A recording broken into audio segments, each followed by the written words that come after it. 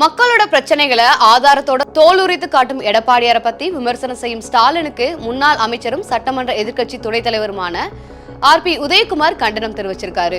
தஞ்சையில நடைபெற்ற பொதுக்கூட்டத்துல எதிர்க்கட்சி தலைவர் எடப்பாடி கே பழனிசாமி குறித்து அவதூறா முதல்வர் ஸ்டாலின் பேசியிருக்காரு.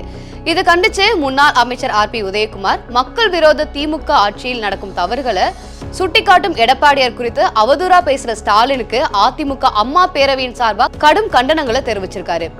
தமிழ்நாட்டு மக்களோட கோவணத்தை கூட உருவி உங்க குடும்பத்திற்கு கோபுரம் கட்டிக்கொள்றத மக்கள் ஒருபோதும் அனுமதிக்க மாட்டாங்க அப்படின்னு சொல்லியிருக்காரு.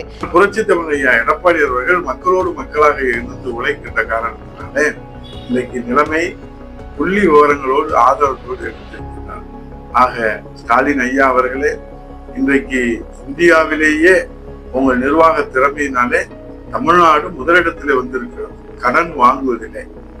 இதை நீங்கள் ஒப்புக்கொள்ளவே மறுக்கிறீர்கள். ஆனால் 4.5 ஆண்டு காலம் இந்த மக்களுக்கு பயனளிக்கக்கூடிய எந்த திட்டங்களையும் தரவில்லை. இதைத்தான் கிராமத்திலே சொல்வார்கள், இப்படியே போனால் பேராண்டி உடுத்துவதற்கு கோவணம் கூட மிஞ்சாது என்று கிராமத்திலே நிர்வாகத்தை பற்றி சொல்லுகிற போது சொல்வார்கள்.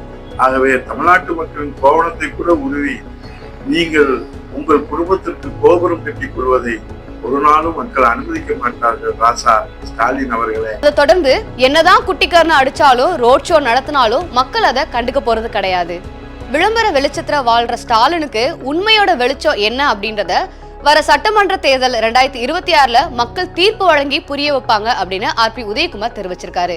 ஒரே மேடையில துண்டு சீட்டு இல்லாம எடப்பாடியாரோட தொண்டரான ஏன் கூட விவாதம் செய்ய முதல்வர் ஸ்டாலின் தயாரா அப்படின்னு சவாலும் விடுத்திருக்காரு.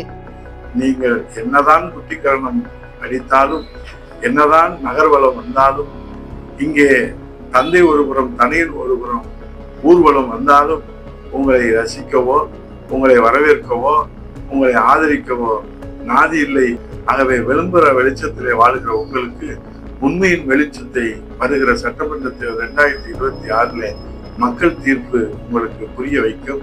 அதுவரை விளம்பர வெளிச்சத்திலே நீங்கள் ஊர்வலம் வரலாம், நகர்வலம் வரலாம், நீங்கள் சுற்றுலா வரலாம், நீங்கள் அனைத்தையும் செய்யலாம்.